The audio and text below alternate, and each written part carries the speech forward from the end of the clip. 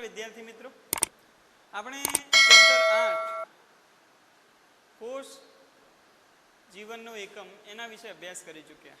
આજે એક નવા ચેપ્ટર સાથે આપણે સ્ટાર્ટ કરીએ છીએ.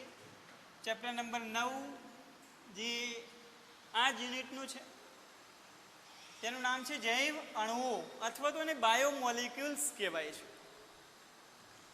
જૈવ અણુઓ એટલે શું?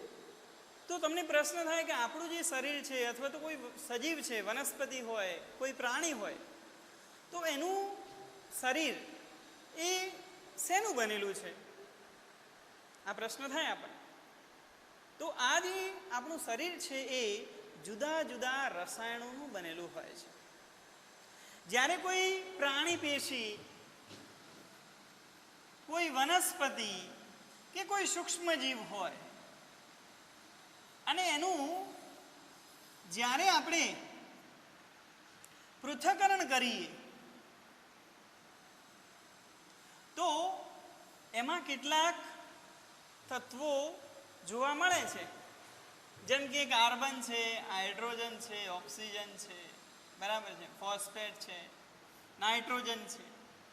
આ બધા તત્વો આપણને જોવા મળે છે. તો શું સજીવમાં જ આ બધા તત્વો હોય છે? તો ના, એવું નથી. જો આપણે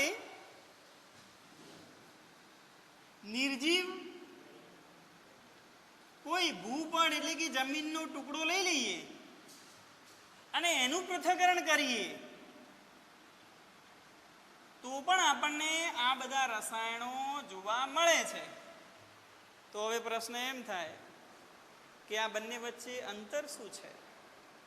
તો અહીંયા સજીવ અને નિર્જીવમાં જોવા મળતા તત્વોની તુલનાનો એક અહેવાલ આપણને આપ્યો છે. તમે જોઈ શકો છો અહીંયા ભૂપડ એટલે કે જમીનના ટુકડામાં અને માનવ શરીરની અંદર જે તત્વો છે એ બધા જોવા મળે છે. પણ અહીં ખાસ બે તત્વો ઉપર તમે ધ્યાન દર્શો. એટલે કે પહેલું છે હાઇડ્રોજન. અહીં માત્ર 0.14% છે, જ્યારે માનવ શરીરમાં 0.5% છે. અને કાર્બન જે ભૂપળની અંદર 0.03% છે, જ્યારે માનવ શરીરમાં 18.5% જોવા મળે છે.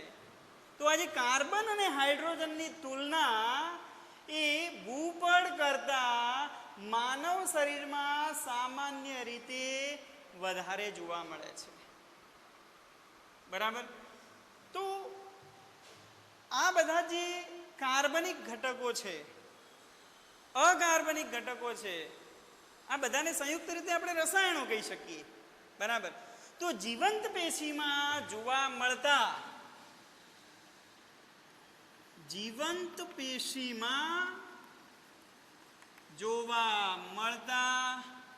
બધા જ કાર્બનિક રસાયણોને, ખાસ ધ્યાન રાખજો, કાર્બનિક રસાયણોને જૈવ અણુઓ કહે છે. તો અહીંયા આપણે કાર્બનિક રસાયણોની વાત કરવાની છે, જેને આપણે શું કહીએ છીએ? જૈવ અણુ. તો અહીંયા આ કાર્બનિક રસાયણોમાં શેનો સમાવેશ થશે? આપણે જે ભણવાનું છે એની અંદર protein, lipid, polysaccharide, nucleic acid, ઉત્સેચકો, આ બધા જ કાર્બનિક જૈવ અણુઓ છે. એના વિશે આપણે અભ્યાસ કરવાનો છે. આ ચેપ્ટર 12 સાયન્સની અંદર કેમેસ્ટ્રીમાં જે એક ચેપ્ટર આવે છે એનું નામ પણ જૈવ અણુઓ જ છે. તો આ તમને આવડતું હશે તો તમને 12 સાયન્સના જે કેમેસ્ટ્રીનું ચેપ્ટર છે એમાં ખૂબ જ સરળતા રહેશે. એટલે બરાબર ધ્યાનથી પહેલેથી જ પરફેક્ટ તૈયારી કરજો મિત્રો. બરાબર છે? તો હવે જે આ કાર્બનિક રસાયણો છે એનું પૃથ્થકરણ કઈ રીતે કરવું? બરાબર? કાર્બનિક જે રસાયણો છે, અકાર્બનિક ઘટકો છે, એનું પૃથ્થકરણ કરાય કઈ રીતે? તો એની કેટલીક રીતો છે. તો આપણે પહેલા જોઈએ કાર્બનિક રસાયણોનું પૃથ્થકરણ, અથવા તો એમ કહી શકાય કાર્બનિક ઘટકોનું પૃથ્થકરણ. તો આપણે જોઈએ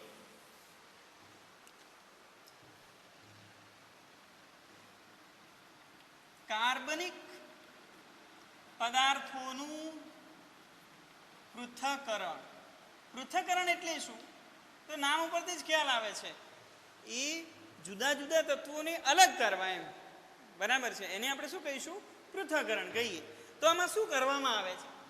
તો પહેલા તો કોઈ એક વનસ્પતિ પેશી, જેમ કે કોઈ એક શાકભાજી લઈ લેવી, અથવા તો કોઈ પ્રાણી પેશી લઈએ, જેમ કે યકૃતનો ટુકડો લઈ લઈએ. તો કાં તો વનસ્પતિ પેશી તરીકે આપણે કોઈ શાકભાજી લઈ શકાય, પ્રાણી પેશી તરીકે યકૃતનો ટુકડો લઈ અને ત્યારબાદ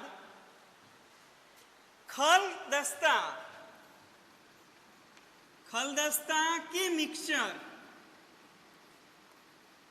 ની મદદથી, બરાબર, ખલદસ્તા કે મિક્સરની મદદથી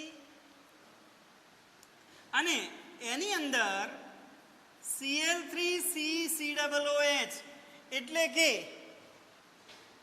Cl3 છે એટલે કે ટ્રાયક્લોરો એસિટિક એસિડ, બરાબર. એટલે કે ખલદસ્તા અને મિક્સચર, આપણે અહીંયા જે છે ખલદસ્તો અને મિક્સચરની વાત કરીએ તો આ રીતની જે રચના આવે છે, આ રીતે જે ખલ અને દસ્તો આવે છે, આપણે આ ખલદસ્તાની મદદથી એની અંદર આ જે શાકભાજી છે, અથવા તો જો પ્રાણી પેશી તરીકે યકૃતનો ટુકડો લીધો હોય તો એ લેવું પડે, બરાબર છે. અને આ ખલદસ્તાની મદદથી અથવા તો મિક્સરની મદદથી અને એની અંદર આ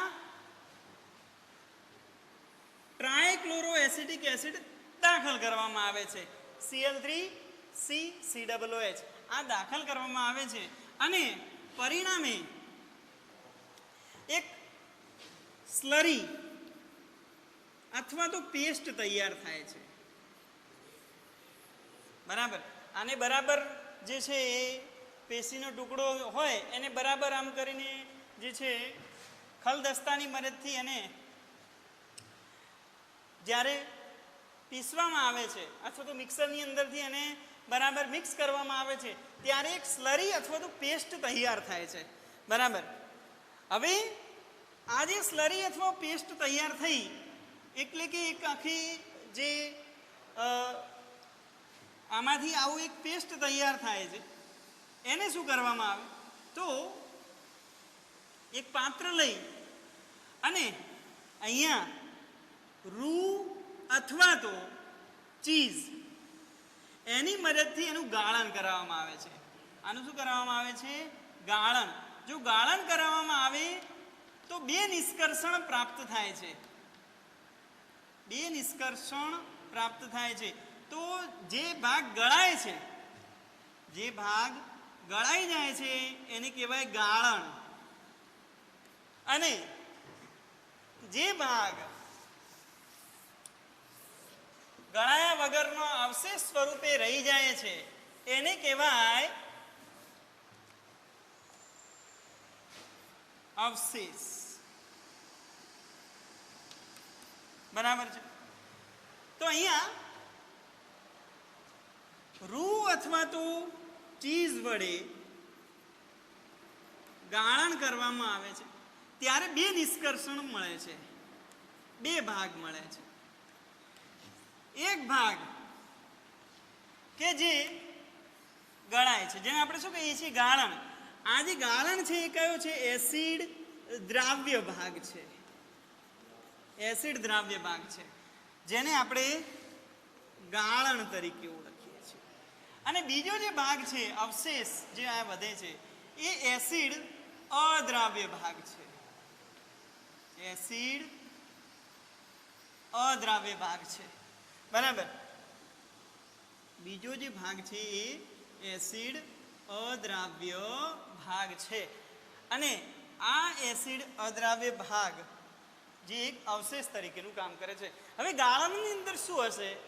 તો ગાળણની અંદર બધા જ સરળ અણુઓ જોવા મળે છે. સરળ અણુઓ એસિડ દ્રાવ્ય ભાગમાં અથવા તો ગાળણની અંદર શું હશે? બધા જ સરળ અણુઓ. સરળ અણુઓ તરીકે શું હોય? તો મોનોસેકેરાઇડ હશે. મોનોસેકેરાઇડ એટલે કે ગ્લુકોઝ, એમિનો એસિડ જેવા સરળ ઘટકો આ ગાળણની અંદર જોવા મળે છે, જેનો અણુભાર 1000 ડાલ્ટનથી ઓછો છે. જેનો અણુભાર કેટલો છે? એસિડ દ્રાવ્ય ભાગમાં જે ઘટકો મળે છે એનો અણુભાર કેટલો છે? 1000 ડાલ્ટનથી ઓછો જોવા મળે છે. બરાબર. જ્યારે એસિડ અદ્રાવ્ય ભાગમાં શું જોવા મળશે? તો આ જે એસિડ અદ્રાવ્ય ભાગ છે જેની અંદર બૃહદ અણુઓ હોય છે, મેક્રોમોલેક્યુલ્સ. બૃહદ અણુઓ તરીકે શું હોય? તો પ્રોટીન હોઈ શકે, લિપિડ છે, ન્યુક્લિક એસિડ કે પછી પોલિસેકેરાઇડ એટલે કે કાર્બોદિત.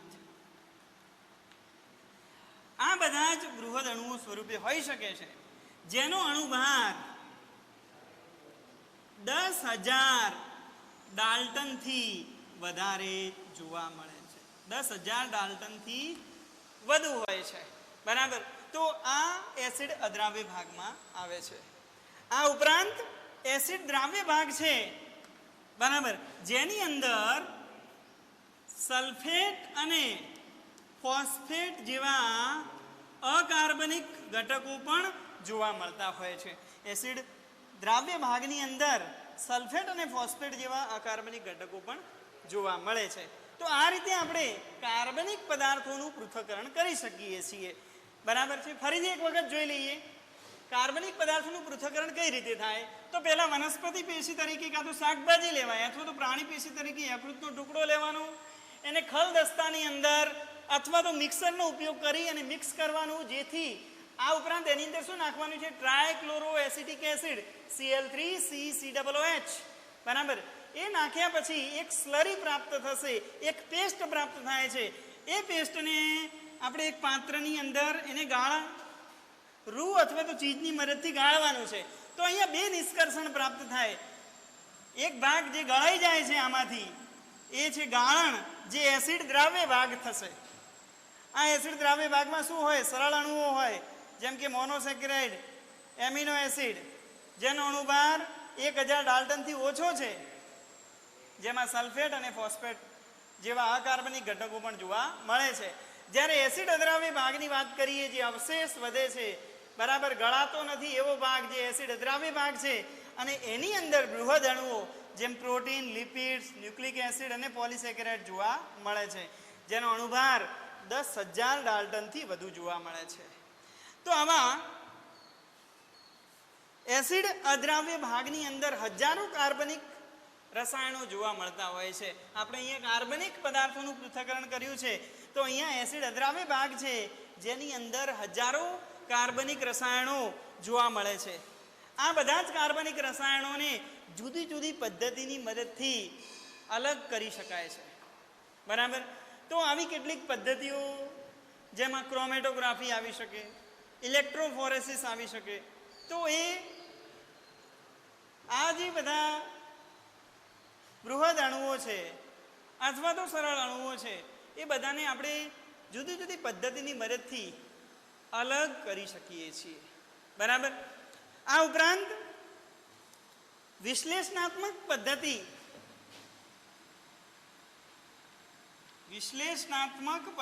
છે, એની મદદથી કોઈ પણ તત્વ હોય તો એ અથવા તો કોઈ પણ સંયોજન છે તો એનું આણ્વીય સૂત્ર, કોઈ પણ સંયોજનનું આણ્વીય સૂત્ર અને એની જે રચના છે એનો અભ્યાસ આ વિશ્લેષણાત્મક પદ્ધતિથી કરી શકાય છે. કોઈ પણ સંયોજનનું આણ્વીય સૂત્ર શું છે, એની રચના કેવી છે, એની બંધારણીય રચના કેવી છે, એનો અભ્યાસ વિશ્લેષણાત્મક પદ્ધતિની મદદથી આપણે કરી શકીએ છીએ. બરાબર છે. તો આ બાબત થઈ ગઈ કાર્બનિક પદાર્થોના પૃથ્થકરણની. ઓકે.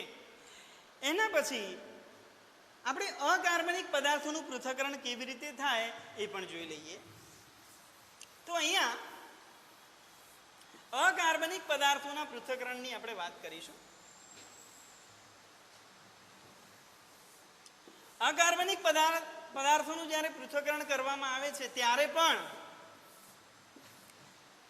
આપણે કોઈ એક વનસ્પતિ પેશી અથવા તો પ્રાણી પેશી લેવી પડે.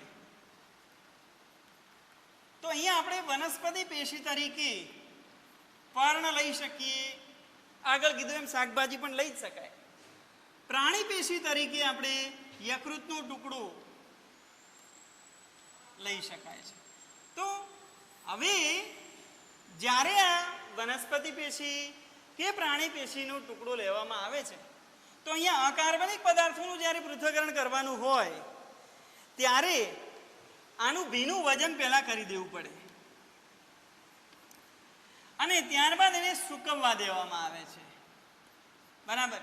ભીનું વજન કર્યા પછી એને સૂકવી દેવામાં આવે છે અને આ સૂકવી દીધા પછી સૂકવીશું તો શું થશે? પાણીનું બાષ્પીભવન થઈ જશે. પાણીનું બાષ્પીભવન થશે અને એ દૂર થઈ જશે.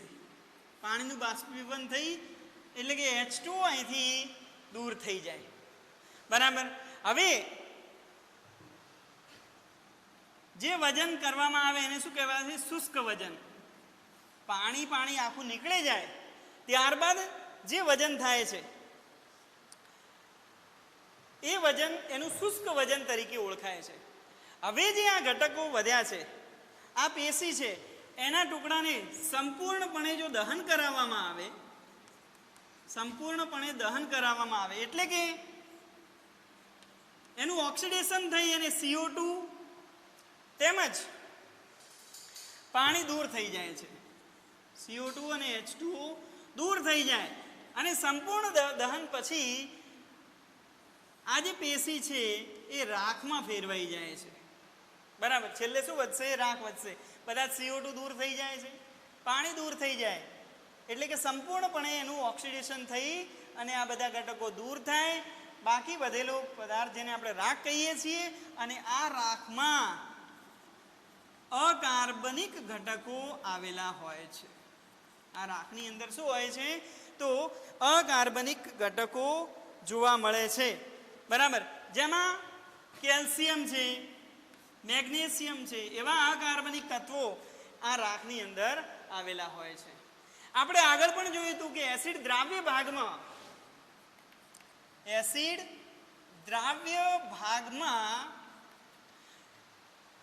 ફોસ્ફેટ અને સલ્ફેટ જેવા અકાર્બનિક ઘટકો આવેલા હોય છે. મિત્રો, MCQ માટે આ અગત્યનું છે. બરાબર. કે એસિડ દ્રાવ્ય ભાગમાં અકાર્બનિક તત્વો તરીકે શું હોય? તો ફોસ્ફેટ અને સલ્ફેટ જોવા મળે છે. તો અહીં આપણે અકાર્બનિક પદાર્થોનું પૃથ્થકરણ કઈ રીતે થાય? તો વનસ્પતિ અથવા તો પ્રાણી પેશીનું લઈ અને એનું ભીનું વજન કરવાનું, ત્યારબાદ એને સૂકવી દેવાનું. સૂકવવાથી શું થાય? પાણી દૂર થઈ જશે. પછીનો જે બાકીનું દ્રવ્ય છે એનું શુષ્ક વજન કરો અને એને સંપૂર્ણપણે જો દહન કરાવવામાં આવે તો એમાંથી CO2 અને જે કંઈ પાણી વધ્યું છે એટલે કે જે કંઈ કાર્બનિક દ્રવ્યો છે એ બધા દૂર થઈ જશે અને જે રાખ વધે છે એમાં શું હશે? અકાર્બનિક તત્વો, જેની અંદર કેલ્શિયમ અને મેગ્નેશિયમ જેવા તત્વોનો સમાવેશ થાય છે. બરાબર. હવે જે આ બધા તત્વો છે એને આપણે આ તત્વોની અંદર જો રસાયણ વિજ્ઞાન ના દ્રષ્ટિકોણથી વાત કરીએ, જો વાત કરવામાં આવે તો આપણને આ બધા તત્વોમાં જુદા જુદા ક્રિયાશીલ સમૂહો જોવા મળે છે. તમે 10મા ધોરણમાં પણ આ ક્રિયાશીલ સમૂહો વિશે અભ્યાસ કર્યો છે. કયા કયા ક્રિયાશીલ સમૂહો છે તો જોઈએ. કાર્બોક્સિલિક એસિડ એટલે કે COOH, ketone C double bond O, આ ગ્રુપ આ કયો ક્રિયાશીલ સમૂહ થશે? Carboxylic acid. આ થશે કીટોન. પછી CHO જેને આપણે આલ્ડીહાઇડ તરીકે ઓળખીએ છીએ, આલ્ડીહાઇડ. આ ઉપરાંત NH2 એમાઇડ સમૂહ અથવા તો એમિનો સમૂહ, તેમજ એરોમેટિક સંયોજનો. એરોમેટિક એટલે શું? તો જે આ રીતે ગોળાકાર રચનાઓ છે, બરાબર, રિંગ ફોર્મ છે, એ બધા એરોમેટિક સંયોજનોમાં આવશે. તો જુદા જુદા રાસાયણિક જે કાર્બનિક ઘટકો છે એની અંદર જુદા જુદા ક્રિયાશીલ સમૂહો એ જોવા મળે છે. તો રસાયણ વિજ્ઞાનના દૃષ્ટિકોણથી એ જુદા જુદા જે કાર્બનિક ઘટકો છે એની અંદર આ જુદા જુદા પ્રકારના ક્રિયાશીલ સમૂહો ઓળખાયેલા છે. જીવ વિજ્ઞાનના દૃષ્ટિકોણથી આપણે વાત કરીએ તો જીવ વિજ્ઞાનનો દૃષ્ટિકોણથી આપણે અભ્યાસ કરવાનો હોય તો શેનો અભ્યાસ કરીએ? જો રસાયણ વિજ્ઞાન એટલે કે કેમિસ્ટ્રીના દૃષ્ટિકોણથી આપણે શેનો અભ્યાસ કરીશું? ક્રિયાશીલ સમૂહોનો. પણ જીવ વિજ્ઞાનનો દૃષ્ટિકોણ આવે તો આપણે શેનો અભ્યાસ કરીશું? તો એમિનો એસિડ વિશે. પછી મોનોસેકેરાઇડ, ત્યારબાદ ફેટી એસિડ, ન્યુક્લિયોટાઇડ. આ બધા જે સરળ ઘટકો છે એનો અભ્યાસ એ જીવ વિજ્ઞાનના દૃષ્ટિકોણથી કરવામાં આવતો હોય છે. તો અહીંયા આજે આપણે જૈવ અણુઓ એટલે શું એની વ્યાખ્યા કરી કે કોઈ પણ જીવંત પેશીમાં જોવા મળતા બધા જ કાર્બનિક રસાયણોને આપણે જૈવ અણુઓ તરીકે ઓળખીએ છીએ. આ જે કાર્બનિક રસાયણો છે એનું કાર્બનિક પદાર્થોનું પૃથ્થકરણ કેવી રીતે થાય એની વાત કરી. ત્યારબાદ અકાર્બનિક પદાર્થોનું પૃથ્થકરણ કેવી રીતે થાય એની વાત ચર્ચા કરી. અને છેલ્લે રસાયણ વિજ્ઞાનના દૃષ્ટિકોણથી ક્રિયાશીલ સમૂહનો અભ્યાસ થાય છે અને જીવ વિજ્ઞાનના દૃષ્ટિકોણથી એના સરળ ઘટકોનો અભ્યાસ થાય છે. તો આજે આપણે આટલું જ રાખીએ છીએ. નેક્સ્ટ વિડીયો લેક્ચરની અંદર આપણે નવા ટોપિક સાથે આગળ વધીશું. આવજો મિત્રો.